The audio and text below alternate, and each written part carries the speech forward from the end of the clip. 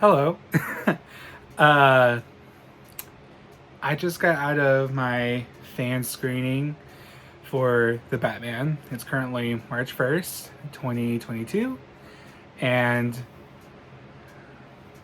like I just said, I just got out of the fan screening for The Batman, starring Robert Pattinson, Zoe Kravitz, Andy Serkis, Paul Dano, and Jeffrey Wright. Directed by Matt Reeves, who's done other movies like Planet of the Apes, or the more recent Planet of the Apes movies, I should say.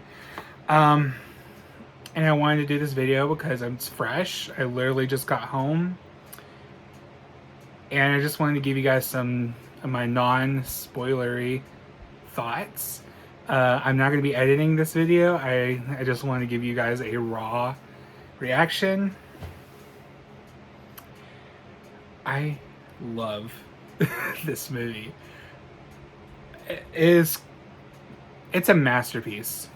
If I could sum up this movie in one word, it's a masterpiece.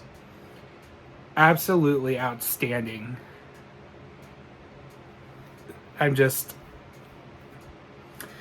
remember 3 years ago when news broke that Robert Pattinson was cast to play Batman after all the drama with Justice League and Joss Whedon and Ben Affleck leaving and all that drama. And then we heard rumblings that we were going to get a one-off Batman story, which didn't really fit in theme with what we were wanting at the time, which was like a cohesive Snyderverse, if you will, or at least just a cohesive cinematic universe with the DC material, because Marvel. I'm not a Marvel fan per se, and I honestly haven't watched Marvel movies since Iron Man 3 came out. I know I'm way behind, but anyway, we know how successful Marvel has been with their franchises, and DC has had a lot of issues, with that. And I'm a big Snyderverse fan personally. Like Man of Steel is still one of my favorite movies of all time. I think it's extremely underrated and underappreciated. And Henry Cavill will always be my Superman. Always. No question about it. But anyway, going back to the Batman and seeing the reactions that people had when Rob was cast as Batman was not surprising to me in the slightest. I'm a Twihard. I have been a Twilight fan. You guys know this. I've been a Twilight fan since 2008, and I've loved Robert Pattinson. I loved his interpretation of Edward. So I, just by that basis alone, I was sold by his casting. But I also know that he's grown quite a cult following in the indie film industry, with people are constantly wanting to work with him. So I was really excited to see Rob take on another franchise, and this one is more of his style. Batman is extremely close to his heart. He's loved Batman ever since he was a kid. So this was a dream come true for him, and he shines in this movie. Absolutely shines. You can tell he wants to be there. You can tell he's putting all of his effort into this role. He was made for this film. And I'm still in shock. I cannot wait to go see it again this weekend. We have the grittiest, darkest Batman to date. And it's so funny to me because, everyone thinks Robert Pattinson is just an emo caricature, if you will. And in some sense, he is emo in this movie, but it's not in the way that you're thinking. It's a very emotional movie. There's a lot going on. The psychology aspect of it is just absolutely insane. And just his Batman, we're in year 2 of his Batman legacy. So he's still learning. He's still trying to figure out his motives or the best way to do things. He makes mistakes. He owns his mistakes, and he's constantly learning, which I think is something that is really fresh in the Batman lore, in terms of what we've seen in films. Because, most of the time in the past, we've seen him later on in his career. Like Ben Affleck, for instance, he was a retired Batman who came back. And it's really interesting to see. It's not an origin story in the slightest, but it gives context into how those first few years have gone. And before I go into more discussion, I do want to say that I just recently, about a month ago, read Batman Year One by Frank Miller and drawn by David Mazzucchelli. And this book is heavily influenced in this movie. And I could tell where the influences came from. It was very prevalent, which is a good thing. I'm really happy. This is one of the most famous comic books in history, especially for Batman. This is Batman Year One, like I said, and this, goes through Batman's first year becoming Batman. And there were a lot of nods to this book in there, especially when it comes to Selena Kyle, Catwoman's character, which we'll go into here in a second. But also, I didn't get a chance to finish this, unfortunately. I do want to try and read this completely before I go watch it again. And this is a heavy influence on the film. And even though I haven't finished the story, I could see its influences heavily. And that is Batman The Long Halloween by Jeff Loeb and Tim Sale. This story talks about, it's a thriller, crime thriller, if you will, of a character called The Holiday, who's killing people on major holidays. So this starts on Halloween, I believe. And like I said, I haven't finished reading this, so if my synopsis is wrong, please let me know below. But this follows Batman and a Catwoman who plays a huge role in this as well. And you can definitely see their dynamics there as well. And funny enough, before I go into this, read this book. The parts that I got about, a good chunk into it, and I really was enjoying it. So go read this before the film comes out, and maybe you'll get some more insight. But the fan screening I went to, we actually got a free comic book with our purchase. And this is actually, if you can see here, it's The Long Halloween issue 1. So, and there's also a box set. Let me talk about this box set for a sec. I'll put a picture here, and I'll put a link in the description. A box set's coming out with The Long Halloween Year One and Batman Ego, which were all major influences on this film, and you can be able to buy them in a box set together. That is helping promote the film, so that's really cool. I might end up buying it, actually. I might not, I don't know. But anyway, so this was cool. The art is stunning on it. I love it. Okay, so anyway, to wrap up my thoughts on Robert Pattinson, he's perfect. My favorite Batman of all time. He's amazing. I love him so much. And then going into Zoe Kravitz as Selena Kyle, I was stoked when she was cast, because I haven't seen her in a lot of things. The only thing I've seen her in is the Divergent films, which, the first film's great, but the rest of them were not good. But I liked her performance in those, so I knew she could do this. And she's incredible. Oh my god, she's so good in this movie. And I like I was talking about Year One, you get a Catwoman's origins in this, and there's some things in here that are in the movie, which is super satisfying for me. Selena Kyle she's not Catwoman yet per se. We're just setting the foundation for her character to really develop in the upcoming films. And, you know, she was great. She was very badass. Um, I believed her motives. Her motives were great. She was very strong, very charismatic. Like, anytime she was on the screen, you couldn't help but watch her. So I really loved her performance, and I think her and Rob's chemistry was palpable.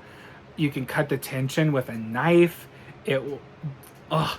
I saw some reviewers saying like they didn't believe their romance, they didn't think they had chemistry, and I don't know if we saw the same film, because I thought you could cut that sexual tension with a knife, and I love me some good sexual tension, because I'm a big romance guy, obviously.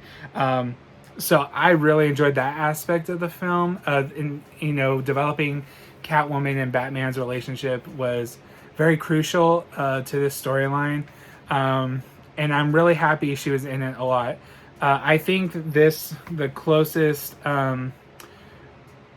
version to this character we've had before was Anne Hathaway's Batman, or sorry, Anne Hathaway's Catwoman and The Dark Knight Rises, which I'm not a giant fan of that trilogy overall. I know I'm in a minority, but there's a lot of things in those movies that take me out of it, so I don't really care for them that much.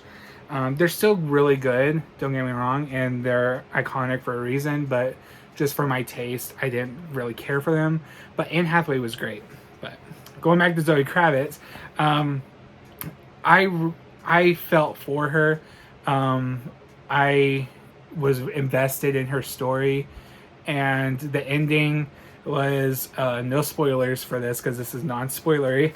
But the ending really got to me. And that might not hit everyone the same way it hit me, but I really enjoyed that emotional impact for me. And then let's go to our villain, Mr. Riddler, played by Paul Dano. I'm blanking on his normal name, but that dude was scary as hell. I never thought that you could turn Riddler into one of the most disturbing, psychotic, terrifying villains in film for me. I would say this guy is more scary than Heath Ledger's Joker. And Heath Ledger's Joker is legendary. I'm giving credit to where it's due. He's the best part of the Dark Knight trilogy. But I would put Paul Dano's Riddler on par with Heath Ledger's Joker. It's real, it's gritty, and his motives kind of were... I think some people might not like his motive, but I personally could see his angle, and I could understand, I could sympathize with that. But he was scary. And the stuff that he did was scary. Reminded me a lot of Saw, which is a very, weird comparison, but it's true. And I know this movie is being compared to Seven. I haven't seen that movie.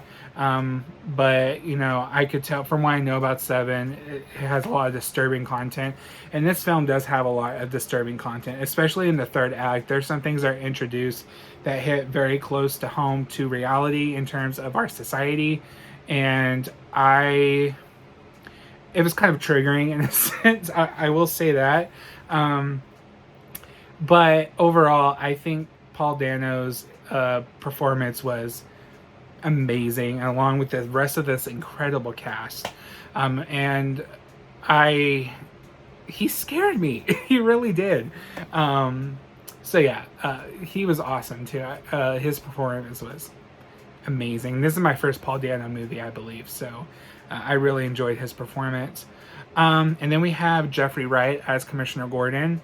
There were a lot of influences I could see from year one, like I said before. I liked this Commissioner Gordon quite a bit.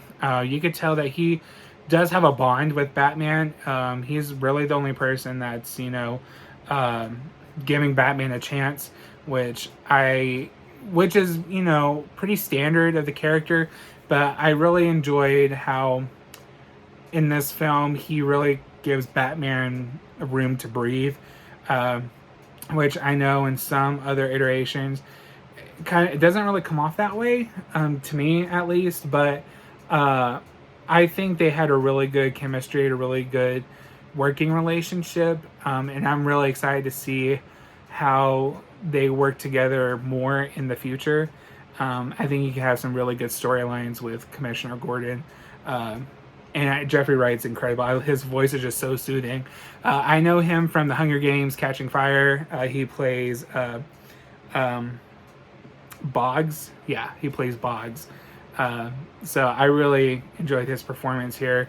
And like I said, I'm excited to see him continue. And then we had Andy Serkis as Alfred. I think Alfred is the one weak link of the film, personally. He has a lot of emotional beats. And he has a, I don't want to say like an overwhelming presence, but you could tell that there's portions of the film where his spirit, if you will, is felt. But I can totally see how Alfred can become crucial in future movies. I think was underutilized in this film, and I think there's a reason for that. And once you see the movie, you might have some thoughts of that on your own. But what the time that Andy Serkis was on camera, he gave a really good performance as well. And yeah, there's not a lot I could say other than that about him. Now, talking about directing, it's directed by Matt Reeves. This is my first Matt Reeves movie, I believe, and I'm a fan. I'm very much a fan. This film has so much atmosphere, it's insane. Like, Gotham feels like a character upon itself. And I think that was a stylistic choice from Matt Reeves that I think fits their story and fits the vibe of this movie. You could feel Gotham being an entity that's, terrorizing its citizens in many different aspects. And it almost feels hellish. And I think Matt Reeves directing in that sense really gave us a Gotham that is more visceral than we've ever had. So I really appreciate that he gave us fans a Gotham that doesn't hold back. This is a movie that doesn't hold back much. And I want to thank Matt Reeves for giving us this stunning film, and I'm just so obsessed. I cannot wait to go see this movie again.